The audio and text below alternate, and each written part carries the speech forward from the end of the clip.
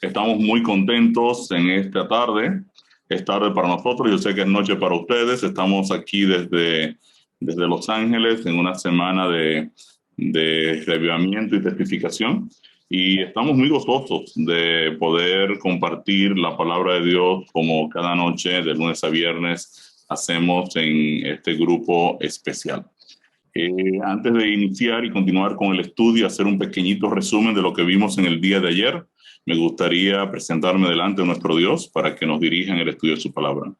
Bendito Dios, Padre Celestial, te agradecemos una vez más la oportunidad que tú nos brindas, oh Señor, de estudiar tu palabra.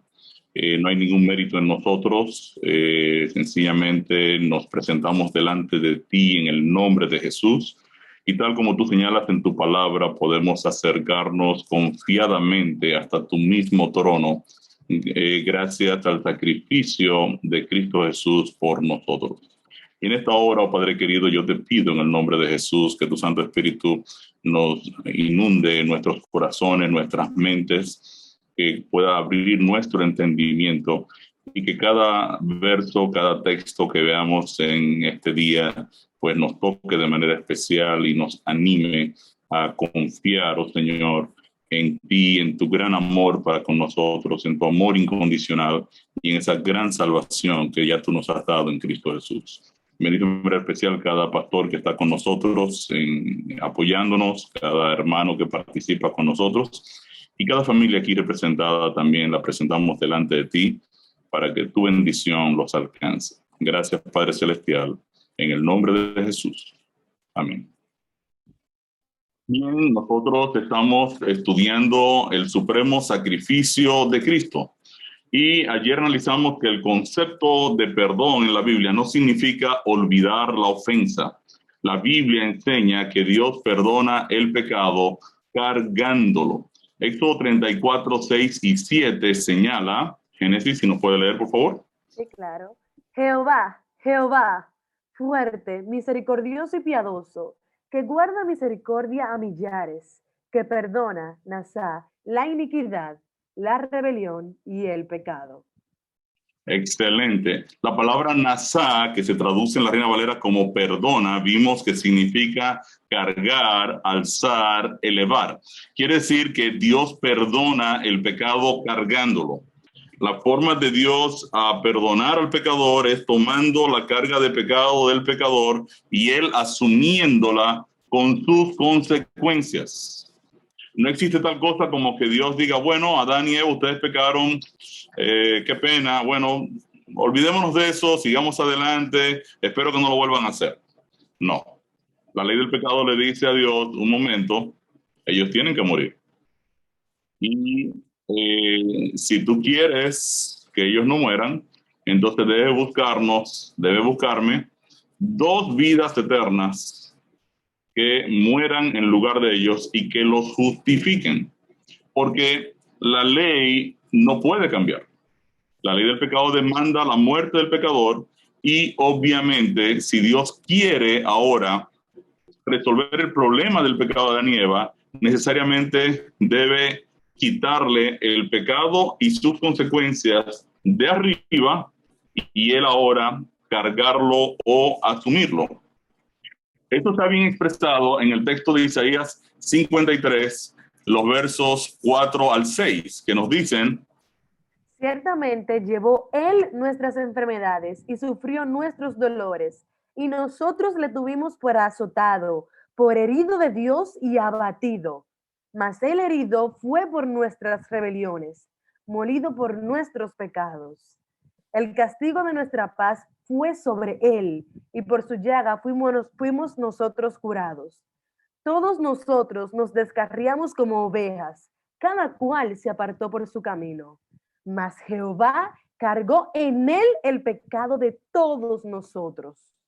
Excelente. Es como si cuando Adán y Eva pecan, en realidad el pecado de Adán conduce al problema del pecado y la muerte a toda la vida que está contenida en Adán. Y ahí es donde estamos nosotros. Cuando Adán peca y es condenado a muerte, toda la humanidad queda en pecado, condenada a muerte. Quiere decir entonces que ahora Dios tiene un problema donde su justicia debe alcanzar a toda la humanidad. En otras palabras, ahora cuando yo nací, el médico, ¿verdad?, tomó al bebé Ricardo, que acaba de nacer, y era un bebé de 9 libras y cuarta, y el médico lo cargó, le dio una palmada para que empezara a gritar, y este bebé empezó a llorar. Ese bebé, por supuesto, soy yo, ¿verdad? Y entonces, al golpearme, el médico dijo, he aquí otro pecador más que llega a este mundo.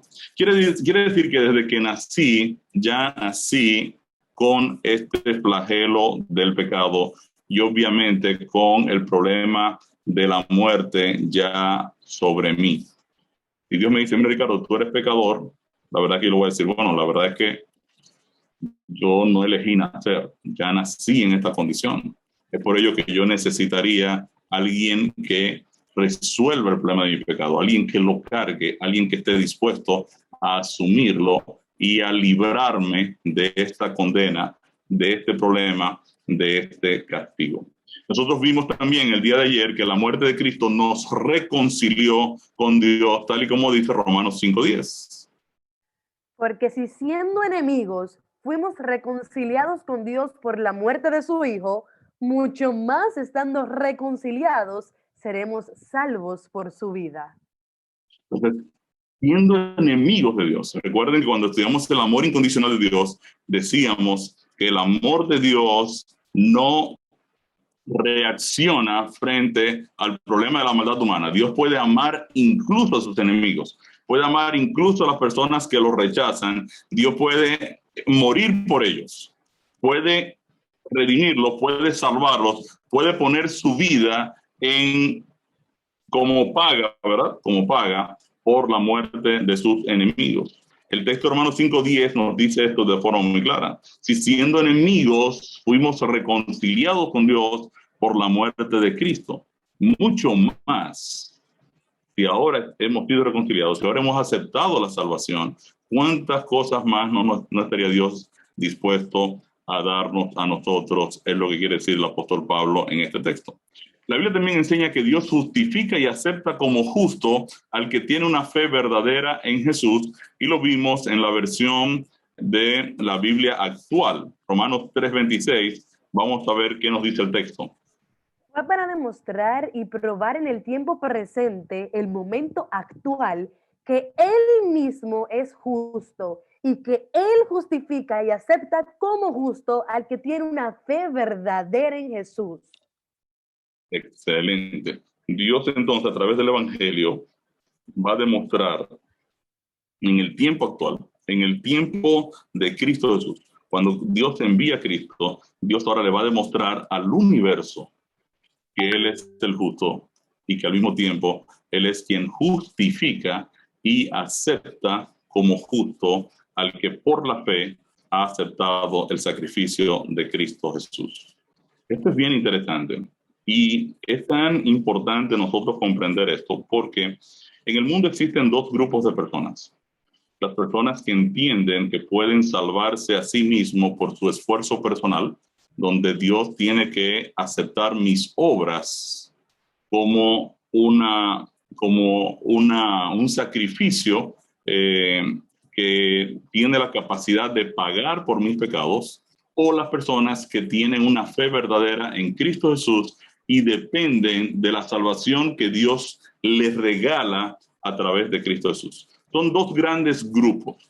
Ustedes se van a dar cuenta que las grandes religiones orientales funcionan sobre la plataforma de que la salvación está en ti. O sea, busca dentro de ti está el éxito. Tú empiezas a meditar y tú comienzas ahora a buscar dentro de ti. La felicidad está dentro de ti. Tú solo tienes que sencillamente encontrarla. Tú tienes sencillamente que desarrollarte y tú vas a ver cómo en ti está la salvación. Toda religión pagana funciona sobre la base de una salvación basada en obras, en hechos, en cumplimientos y en que yo me gano la salvación por mi esfuerzo personal. El cristianismo, la palabra de Dios presenta que la salvación en realidad no está en nosotros, sino que es un regalo de Dios por nosotros en Cristo Jesús. Quiere decir que la salvación viene de fuera. Dios la provee a través de Cristo como un regalo, porque la justicia de Dios demanda que Él actúe en favor de la raza humana que quedó condenada a muerte y en el pecado debido al pecado de un hombre llamado Adán, que fue lo que vimos en Romanos 5:12. Nosotros definimos esta palabrita justificar. Esta palabra justificar la utiliza mucho el apóstol Pablo en sus cartas. ¿Y qué significa el término justificar? ¿Qué significa? Decíamos que justificar es un término legal que implica que alguien paga por la condena de otro. Pusimos el ejemplo de que si un amigo está condenado a muerte y yo quiero justificarlo, en realidad yo me presento ante el juez y le digo, mire, el amigo mío, usted lo tiene condenado a muerte. Yo estoy dispuesto a morir en lugar de este amigo. ¿Usted está dispuesto a eso? Claro que sí. Ese amigo mío es una persona buena, ustedes se han equivocado en la forma en que lo han juzgado, yo voy a ocupar su lugar de muerte. Y ahora yo pongo mi vida en favor del amigo que está condenado a muerte, y cuando yo pongo mi vida en rescate por la vida del amigo que está condenado, yo lo estoy justificando.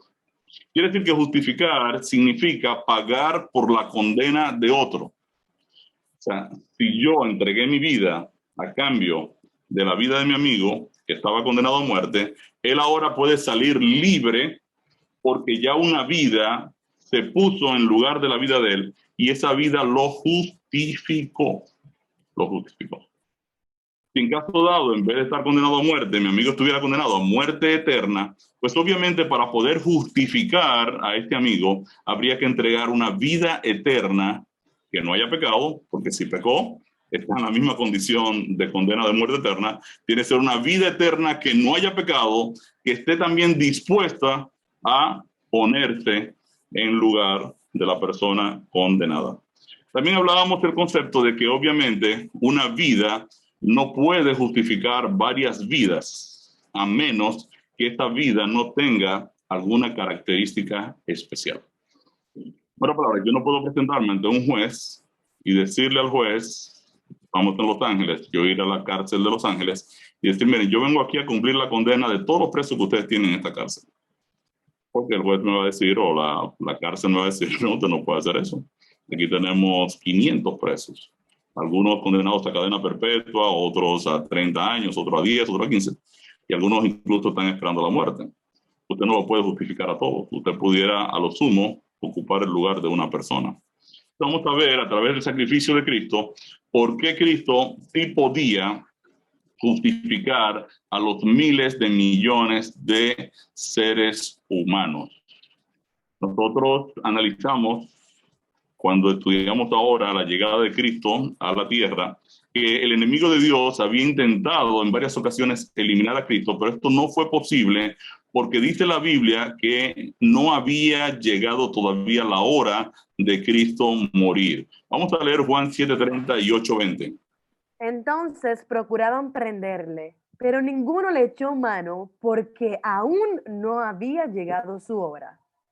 Estas palabras habló Jesús en el lugar de las ofrendas, enseñando en el templo, y nadie le prendió, porque aún no había llegado su hora. No ha llegado la hora. Ahora, en el Getsemaní, Jesús le señaló a los que vinieron a apresarle que esa era la hora de las tinieblas, donde se les daba potestad al enemigo de Dios de hacer lo que quisiera con él. Ahora Jesús recibe a los que vienen a apresarle y les dice en Lucas 22:53, habiendo estado con vosotros cada día en el templo, no extendisteis las manos contra mí, mas esta es vuestra hora y la potestad de las tinieblas. gloria a Dios. Ahora Jesús le dice a los que vienen a apresar, bueno, ahora sí es la hora. Ahora ustedes tienen luz verde para hacer conmigo lo que ustedes quieren hacer. Tienen la autoridad de parte de mi Padre para tomarme y hacer lo que ustedes consideren. ¿Por qué había llegado la hora? Decíamos que en la Biblia hay una profecía que personalmente para mí la profecía más importante de todo el Antiguo Testamento. Se llama la profecía de las 70 semanas. Es la única profecía que pone fecha del bautismo de Cristo y de su muerte. Y con una precisión absoluta, la palabra de Dios señala cuándo el Mesías iba a ser bautizado y cuándo iba a morir.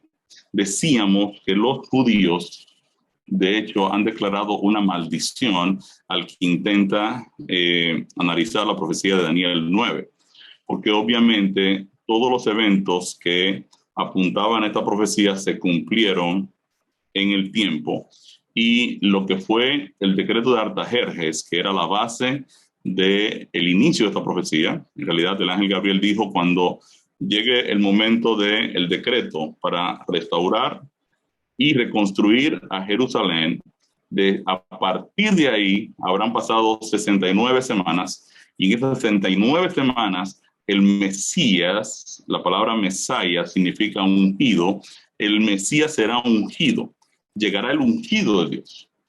Si usted analiza, vamos a hacer una pausa, esto no está obviamente en el programa, pero pienso que es muy importante que lo veamos. Nosotros vamos a Lucas 4, Lucas creo que en realidad 3, del 1 en adelante. Exacto. En Lucas 3, usted se va a dar cuenta que el médico Lucas, que es realmente un historiador, Lucas es uno de los escritores de la Biblia, que además de ser médico era historiador, y él había hecho un análisis detallado de la historia de Cristo. En Lucas 3, el doctor Lucas hace un análisis de del año en que Cristo fue bautizado. Y para que no quedara duda de cuál era el año en que Jesús era bautizado, él da una serie de datos para que las personas sepan que en ese momento se cumple la profecía del bautismo de Cristo o su ungimiento. Fíjense que aquí dice: en el año 15 del imperio de Tiberio César, siendo gobernador de Judea Poncio Pilato, el año 15 del imperio de Tiberio César, siendo gobernador de Judea Poncio Pilato, y Herodes tetrarca de Galilea, y su hermano Felipe tetrarca de Iturea, y de la provincia de Traconite, y Lisania tetrarca de Bilinia, y siendo sumos sacerdotes Anás y Caifás, vino palabra de Dios a Juan, hijo de Zacarías, en el desierto. Y ahora habla toda la estructura de Juan, que está bautizando, y aquí llega donde Jesús viene y participa del bautismo. Y aquí entra en Lucas 3:21 el bautismo de Jesús. Y ahora viene en Lucas 4, que dice: Jesús, lleno del Espíritu Santo, en otra palabra, ungido por el Espíritu Santo, ¿verdad? Llega para ser ahora tentado por el enemigo. Pero en Lucas 4:14, ¿verdad? En realidad el 16, Jesús hace la siguiente declaración. Miren cómo dice el texto: vino a Nazaret, donde se había criado, y en el día de reposo, el día sábado, entró en la sinagoga conforme a su costumbre y se levantó a leer. Y se le dio el libro del profeta Isaías, y habiendo abierto el libro, halló el lugar donde estaba escrito: el Espíritu del Señor está sobre mí, por cuanto me ha ungido para dar buenas nuevas a los pobres. Mesaya significa ungido. Quiere decir que en Daniel 9 está diciendo la fecha exacta en que Cristo era ungido. El bautismo de Cristo fue su unción, donde el Espíritu Santo vino a llenar a Cristo para su ministerio, de manera especial para activarlo en su ministerio. Y ahora Jesús dice: en ese año, en su bautismo, el Espíritu de Dios me ha ungido. Lucas registra esta fecha con precisión, y eso corresponde al año 27 después de Cristo, que es cuando ocurre. Era el año en realidad 15 de Tiberio César, que estaba ocupando el trono de Roma como el emperador romano. Quiere decir que la profecía de Daniel 9 precisa con exactitud cuándo llegaba el Mesías, y también nos dice cuándo moría el Mesías en el año 31. Quiere decir que ahora, cuando a Jesús lo vienen a tomar preso, Jesús le dice: esta es la hora. El tiempo se ha cumplido, ahora sí es la hora. Ahora ustedes tienen la potestad para tomarme. Vimos que Jesús oró 3 veces en el Getsemaní para que Dios, el Padre, pasara de él esa copa, y analizamos entonces qué significaba la copa que Cristo vino a curar. Esto se refería a la copa de la ira de Dios que pesa sobre el pecado de toda la humanidad. Entonces, aquí nos quedamos en el día de ayer. Vamos entonces a seguir avanzando un poquito más. Dice Juan 19, 5 al 7. ¿Por qué exigieron los judíos que Cristo debía ser crucificado? Vamos a analizar la razón por la cual los judíos demandaron a Pilato la crucifixión de Cristo. Y salió Jesús llevando la corona de espinas y el manto de púrpura. Y Pilato les dijo, he aquí el hombre. Cuando le vieron los principales sacerdotes y los alguaciles, dieron voces diciendo, crucifícale, crucifícale. Pilato les dijo, tomadle vosotros y crucificadle, porque yo no hallo delito en él. Los judíos le respondieron, nosotros tenemos una ley, y según nuestra ley debe morir, porque se hizo a sí mismo hijo de Dios. Entonces, ¿por qué exigieron los judíos que Cristo debía ser crucificado? Según los judíos, Cristo debía ser crucificado porque había blasfemado, se había hecho Dios, se había nombrado como hijo de Dios. Él estaba proclamando su deidad. En otras palabras, los judíos le dijeron a Pilato que Jesús debía morir porque había blasfemado. Ahora, ellos dicen algo interesante. O sea, los judíos dicen que de acuerdo a su ley, Jesús debía morir crucificado. Pilato, que representaba a Roma, no encontró culpa en Jesús. Así pues, los judíos tuvieron que dar una razón por la que ellos estuvieron exigiendo la crucifixión de Jesús. Acusaron a Jesús de blasfemia y, según ellos, por su ley, esto era castigado con la muerte. Ahora bien, si yo voy a la ley del Antiguo Testamento, tengo que saber qué especificaba el Antiguo Testamento para las personas que habían blasfemado. Vamos a leer Levítico 24, 16 y vamos a ver qué estaba estipulado por la ley de la blasfemia y qué se debía hacer con la persona que había blasfemado o el blasfemo. Vamos a ver qué dice Levítico 24, 16. Y el que blasfemare el nombre de Jehová ha de ser muerto. Toda la congregación lo apedreará, así el extranjero como el natural. Si blasfemare el nombre, que muera. Entonces la ley de la blasfemia exigía que el blasfemo debía morir apedreado, ¿verdad? O sea, esto es lo que exigía en el tiempo del Antiguo Testamento la ley de la blasfemia. Ahora, ¿lo conocían eso los judíos, sí o no? Vamos a leer Juan 10, 30, 31 y 33.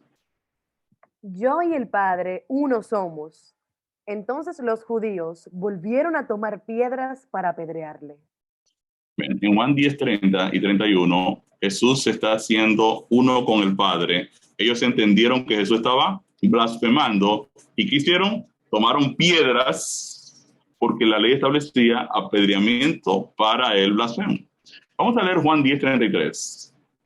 Le respondieron los judíos diciendo, por buena obra no te apedreamos, sino por la blasfemia, porque tú, siendo hombre, te haces Dios. Entonces, obviamente los judíos conocían muy bien el término de la blasfemia y qué establecía la ley, que era apedreamiento. Fíjense que el texto anterior que leyó Génesis dice que ellos volvieron a tomar piedras para apedrearles. Si volvieron a tomar piedras es porque antes habían tomado piedras también. Entonces, obviamente, ellos conocían lo que la ley, las escrituras establecían para el blasfemo. Sin embargo, ahora los judíos le dicen a Pilato que Jesús debe morir crucificado porque había blasfemado. Ahora, ¿por qué esa exigencia ahora de los judíos que Cristo fuese crucificado? Vamos a leer Deuteronomio 21, 22 y 23 y vamos a ver qué estaba en la mente de los judíos con relación a Cristo y de por qué ellos exigen no el apedreamiento por la blasfemia, sino la crucifixión. Vamos a leer Deuteronomio 21, 22 y 23. Si alguno hubiere cometido algún crimen digno de muerte y lo hiciereis morir y lo colgareis en un madero, no dejaréis que su cuerpo pase la noche sobre el madero. Sin falta lo enterrarás el mismo día. Porque maldito por Dios es el colgado. y no contaminarás tu tierra que Jehová tu Dios te da por heredad. Ah, entonces fíjense qué interesante.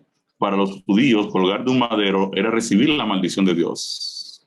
Era un asunto muy diferente lo que la crucifixión era para los romanos de lo que era para los judíos. Mientras para los judíos implicaba que el colgado del madero recibía la maldición de Dios, o mejor dicho, la muerte eterna sin esperanza de resurrección. Para los romanos, sencillamente, la crucifixión era un centro de tortura. Deuteronomio 22 dice que era maldito por Dios el colgado. O sea, Dios está diciendo, no dejes de un día para otro al que ha colgado un madero, porque el que cuelga del madero está recibiendo la maldición de Dios. Si ustedes se van a la Biblia, se van a dar cuenta que Dios le había prometido a Abraham en Génesis 15, 13 al 16, que le estaba dando un tiempo de gracia a los amorreos o a los cananeos. Dios le iba a dar 400 años de gracia para que ellos se arrepintieran. Vamos a ver lo que Dios le dice a Abraham en Génesis 15, 13 al 16. Entonces Jehová dijo a Abraham, ten por cierto que tu descendencia morará en tierra ajena y será esclava allí y será oprimida 400 años. Y en la cuarta generación volverán acá, porque aún no ha llegado a su colmo la maldad del amorreo hasta aquí. Dice, bueno, pero Dios, el Dios del Antiguo Testamento era un Dios cruel que mandó a matar a todo el mundo. No, no era cruel. Dios le está dando a los amorreos 400 años de gracia para que se arrepientan. Cuando pasan los 400 años, ahora Josué sale con Israel, que estaba esclavo en Egipto, sale ahora a conquistar la tierra de Canaán. Pero ahora se ha acabado la gracia. Y ahora Dios le dice a Josué, destrúyelo todo, porque ya hasta aquí llegó el límite de la maldad de los amorreos. Ellos tenían 400 años de gracia para arrepentirse. Dicho sea de paso, cuando Josué llegó a la primera ciudad, a Jericó, ustedes recuerdan la historia de Rahab la ramera. Esta muchacha da un testimonio impresionante a los espías israelitas acerca del Dios del cielo. Y Rahab habla maravillas del Dios del cielo y le pide a los espías que Josué ha enviado a Jericó que ella y su familia quieren salvarse y que ellos deben prometerle que por ella haberle salvado las vidas a los espías, ellos tienen que garantizarle a ella y a su familia la salvación. Y los espías le dicen a Rahab, mira, todo el que esté aquí en esta casa recibirá la salvación. Esta casa no la vamos a tocar y te prometemos que te vamos a salvar. Impresionante. ¿Saben por qué esto está registrado en la Biblia? Porque Dios está demostrando su misericordia. El prostíbulo de Jericó se convirtió en el arca de salvación de esa ciudad. Dios está diciendo que aquí el problema no es el pecador, sino la disposición y la actitud de reconocer a Dios como el verdadero Dios. Eso es lo relevante. Dios tomó a esta mujer y le extendió su gracia y le dijo, todo el que esté en esta casa será salvado cuando venga la destrucción de Jericó. Y así fue, Dios cumplió. De hecho, Rahab aparece como una de las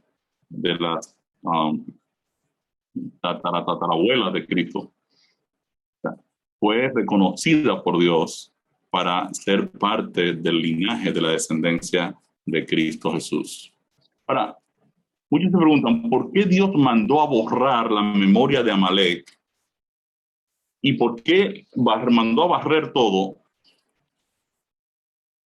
Porque no se dan cuenta de que Dios ya le había dado a los cananeos 400 años de gracia para que se arrepintieran y volvieran a Él.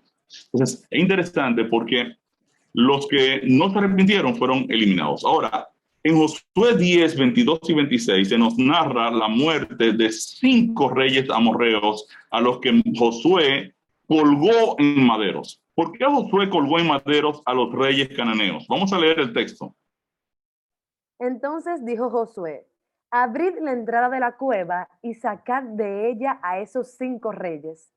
Y después de esto, Josué los hirió y los mató y los hizo colgar en 5 maderos y quedaron colgados de los maderos hasta caer la noche. ¿Qué está haciendo Josué? Josué crucificó en 5 maderos a los reyes amorreos para indicar que ya se cumplía el tiempo en que estas naciones estaban recibiendo la maldición de Dios o la muerte eterna o el castigo eterno. La historia de la liberación de Israel de Egipto es la historia de la liberación de los seres humanos del problema del pecado hasta llegar a la Canaán celestial. Cuando nosotros lleguemos a la Canaán celestial, los que rechazaron la salvación serán muertos.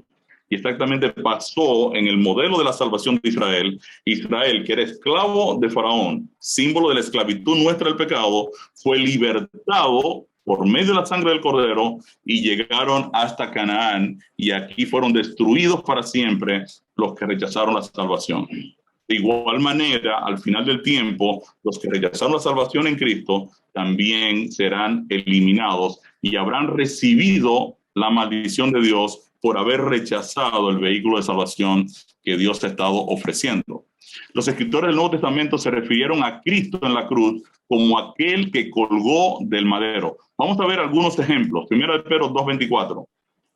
Quien llevó él mismo nuestros pecados en su cuerpo sobre el madero, para que nosotros, estando muertos a los pecados, vivamos a la justicia, y por cuya herida fuisteis sanados. Los escritores del Nuevo Testamento están diciendo, Cristo colgó en el madero. Él llevó la maldición nuestra condena de muerte que pesaba y gravitaba sobre cada ser humano. Cristo la carga y él recibe entonces la maldición de Dios al ser colgado en la cruz del Calvario. Vamos a leer Hechos 5:30. El Dios de nuestros padres levantó a Jesús, a quien vosotros matasteis, colgándole en un madero. Hechos 10:39. Y nosotros somos testigos de todas las cosas que Jesús hizo en la tierra de Judea y en Jerusalén, a quien mataron colgándole en un madero. Hechos 13:29. Y habiendo cumplido todas las cosas que de él estaban escritas, quitándolo del madero, lo pusieron en el sepulcro.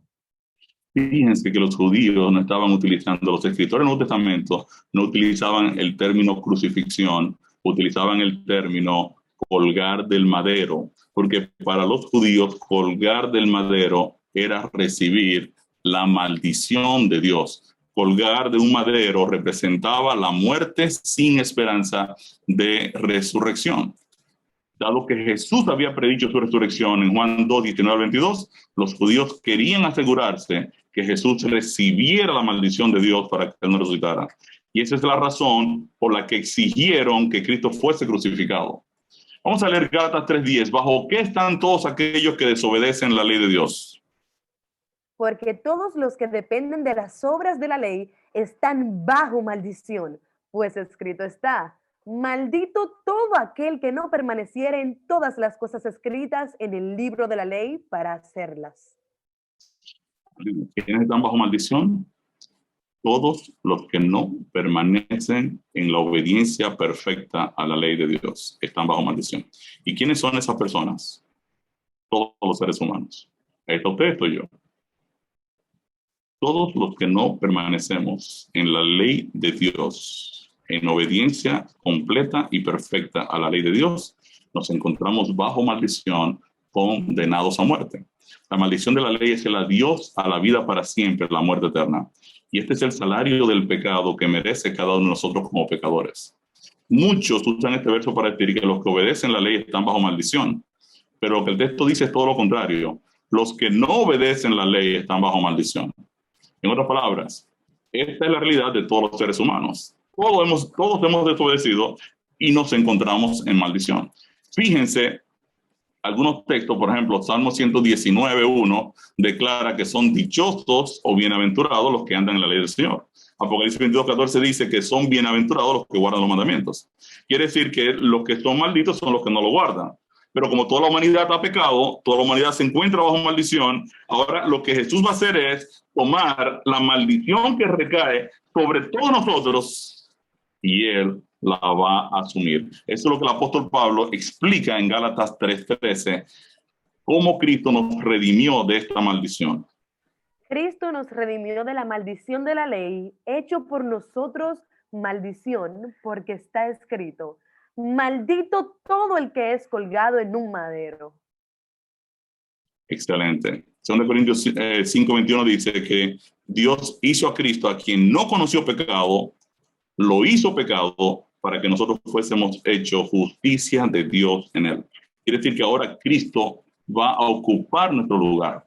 Al ocupar nuestro lugar, Cristo toma para sí la maldición de la ley que recae sobre cada ser humano. Cristo estaba dispuesto a morir para siempre para que nosotros pudiésemos vivir en su lugar. Y este es el supremo sacrificio que donde Dios demostró su amor incondicional derramado por nosotros. Rumbo a la cruz, Jesús recibió toda clase de maltratos, torturas, castigos y vejaciones. Pero no es el sufrimiento físico de Cristo lo que paga nuestra salvación.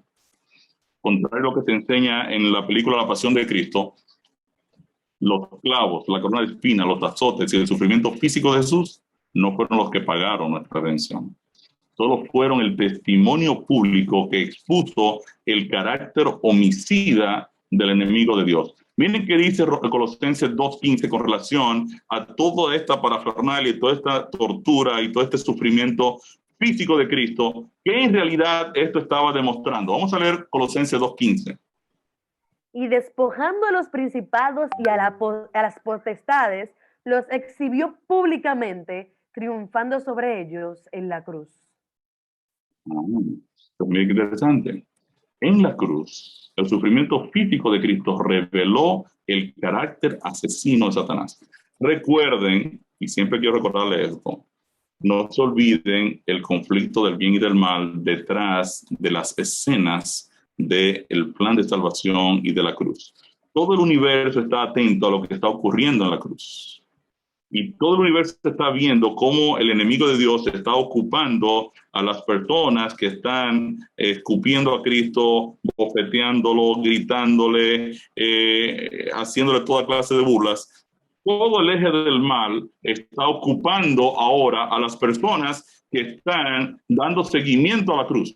Y el universo está viendo ahora lo que está pasando en la cruz, y los ángeles fieles de Dios están viendo lo que está pasando en la cruz.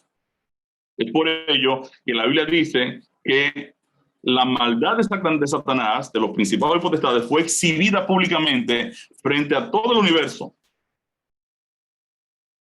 Quiere decir que Satanás no contribuyó a nuestra redención. Si yo digo que el sufrimiento físico de Cristo es lo que paga por mi salvación eterna, estoy diciendo que Dios utilizó al enemigo para con ello pagar por nuestra salvación eterna.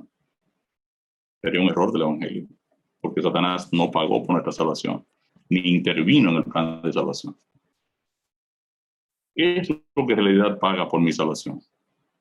¿Ven? Ahora Cristo llega a la cruz y pende entre el cielo y la tierra. Cristo ahora, cuando es crucificado, viene la pregunta: ¿Cristo aún era Dios en la cruz? ¿Y en él estaba la fuente de la vida eterna? En otras palabras, cuando la vida, porque Cristo es la vida, ahora es clavada en la cruz, ha sido humillada, ha sido vejada, ha sido torturada, le han puesto la corona de espinas, ha sido maltratado, ha sido castigado con látigos por 3 veces. O sea, Cristo tiene una carga de sufrimiento físico extraordinario y ahora llega a la cruz y es colocado verticalmente entre el cielo y la tierra. Yo les pregunto a ustedes, en ese momento, ¿Cristo es Dios o no es Dios? ¿Cristo es la vida o no es la vida? Esta es la pregunta cuestión. Es claro que Él es Dios y claro que Él es la vida, porque Jesús es la vida. Ahora viene la pregunta: ¿cómo se puede matar la vida? Es la acción de Dios a Jesús en la cruz y la disposición de Jesús a aceptar la voluntad de su Padre lo que paga por nuestros pecados. Y exactamente esto fue profetizado por el profeta Isaías. Vamos a leer Isaías 53:10. Con todo eso, Jehová quiso quebrantarlo, sujetándole a padecimiento. Cuando haya puesto su vida en expiación por el pecado, verá linaje, vivirá por largos días, y la voluntad de Jehová será en su mano prosperada. ¿Quién quiso quebrantar a Cristo? El Padre. El Padre.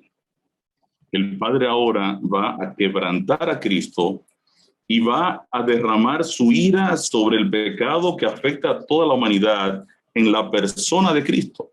A cambio, Cristo, que es la fuente de vida original, que es la vida en sí mismo, tiene ahora que desprenderse de la vida que garantiza la vida de todo el universo y entregársela al Padre para que el Padre ahora la disponga para toda la humanidad que está perdida.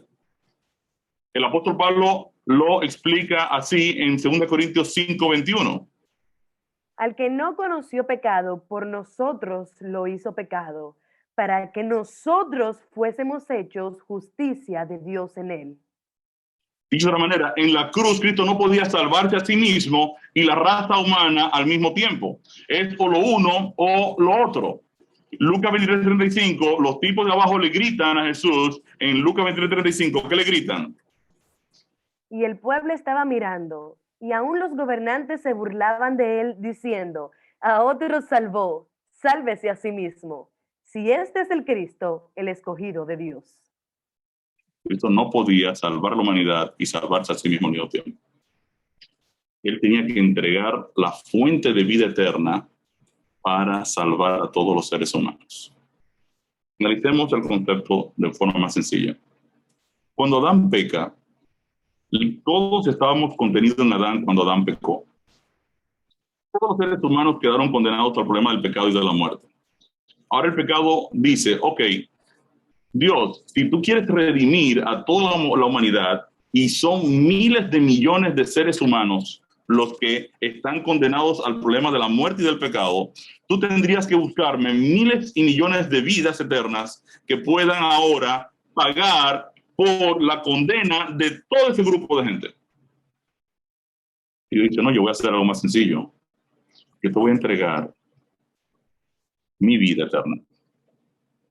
Equivale a la vida que sostiene todas las vidas del universo.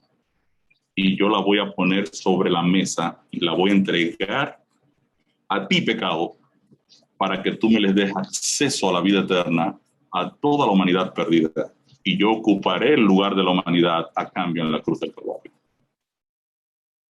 Este es el sacrificio supremo. O sea, la maldición de la ley del pecado establece que el pecador debe morir eternamente. Dijimos al comienzo que los pecados no son perdonables, son cargables. La forma de ser perdonado el pecado es cuando otro lo carga, o los carga el pecador y muere a causa de los mismos, o un sustituto los carga muriendo en lugar de este. La palabra de Dios señala la esencia del amor ágape en Juan 15:13. Vamos a leer Juan 15:13. Nadie tiene mayor amor que este, que uno ponga su vida por sus amigos. Nadie tiene mayor amor. Mire que dice 1 Juan 4:10. En esto consiste el amor, no en que nosotros hayamos amado a Dios, sino en que Él nos amó a nosotros y envió a su Hijo en propiciación por nuestros pecados. En la cruz, entonces, Cristo ahora se despoja de la fuente de vida eterna que sostiene todo el universo y la entrega al Padre para que la disponga en favor de todos nosotros. En realidad, en la cruz ocurre un trueque. Cristo va a entregar su fuente de vida eterna al Padre para que la disponga en favor de los pecadores, y a cambio va a tomar la muerte de todos los pecadores y la va a asumir en la cruz del Calvario. En otras palabras, Él va ahora a justificarlos a todos. ¿Por qué Cristo puede justificarlos a todos? Porque Él es la vida. Por eso puede justificar a todos. Si Cristo fuera un ser creado, solo podría justificar a un solo ser creado. Por eso, cuando los amigos enseñan que Cristo no es Dios y que Cristo es un ser creado, en realidad te están enseñando algo que es imposible sostener a la luz del Evangelio. Porque de Cristo ser un ser creado, en realidad no pudo haber pagado por los pecados de todos nosotros. Colosenses 1, 15 al 17, que lo leímos, vamos a repasarlo nuevamente. ¿Qué nos dicen? Él, Jesús, es la imagen del Dios invisible, el primogénito de toda creación, porque en Él fueron creadas todas las cosas, las que hay en los cielos y las que hay en la tierra, visibles e invisibles, sean tronos, sean dominios, sean principados, sean potestades. Todo fue creado por medio de Él y para Él. Y Él es antes de todas las cosas, y todas las cosas en Él subsisten. Si todas las cosas subsisten solo en Cristo, entonces solo Cristo en todo el universo tenía la calidad para justificar a todos los seres humanos. Él es la verdadera fuente de la vida. Él es la vida.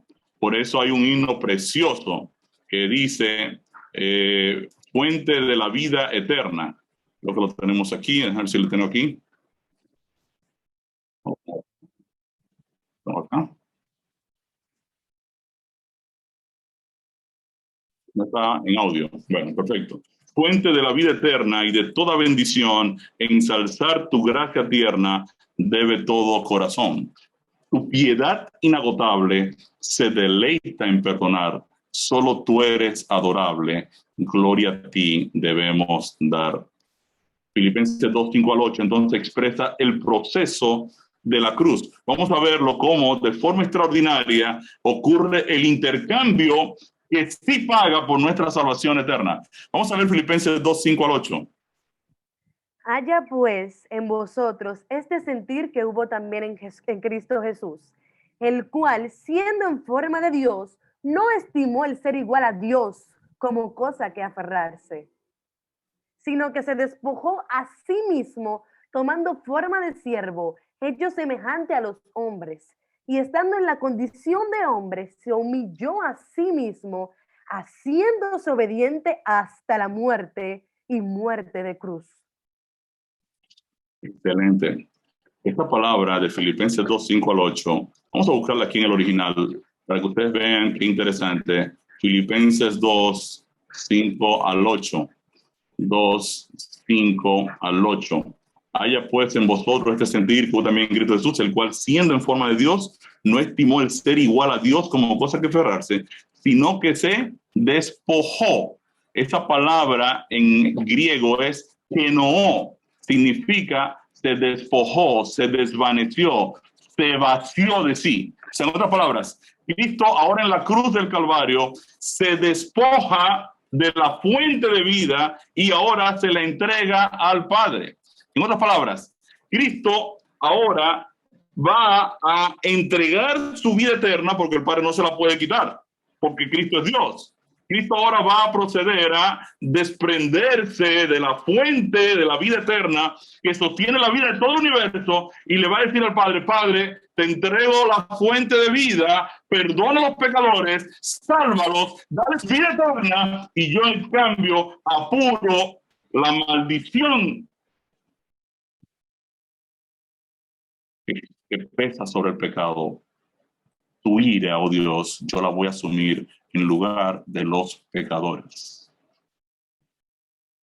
Este es el verdadero sacrificio de Cristo en la cruz del Calvario. Cristo se vació de la vida. Entonces ahora Cristo va a la tumba y ahora puede morir. Cristo se despojó, dice Filipenses 2:5-8 en la Reina Valera. En realidad se vació de sí. Ahora bien, Cristo, cuando inicia el proceso de intercambio, donde Él se está entregando la fuente de vida eterna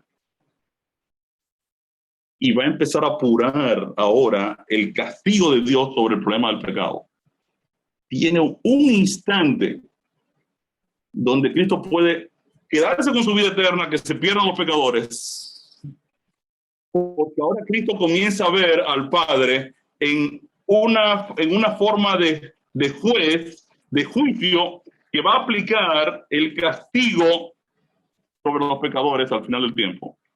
Que Cristo lo va a asumir ahora. Y solo hay dos opciones aquí.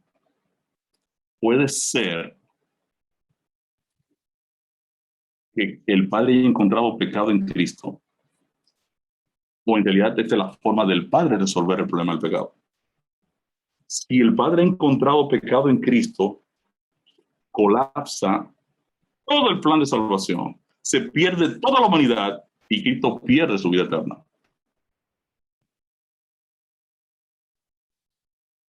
Entonces el texto me dice a mí que por la fe en su Padre, Cristo sigue adelante con el proceso y le dice, Padre, toma mi vida eterna y sálvalos a ellos. Pecadores, enemigos, perdidos, sin esperanza, personas que no quieren saber de nosotros. Yo estoy dispuesto a entregarlo todo por amor a esa humanidad perdida. Por eso, mi querido, cuando hablamos del amor de Dios, cuando hablamos del amor ágape, estamos hablando de un amor único y especial que lo entrega todo, incluso por aquellos que no quieren saber de nuestro Padre Celestial. Ahí le dice que el proceso se llevó a cabo. Y en definitiva, se hizo justicia sobre el problema del pecado en Cristo Jesús.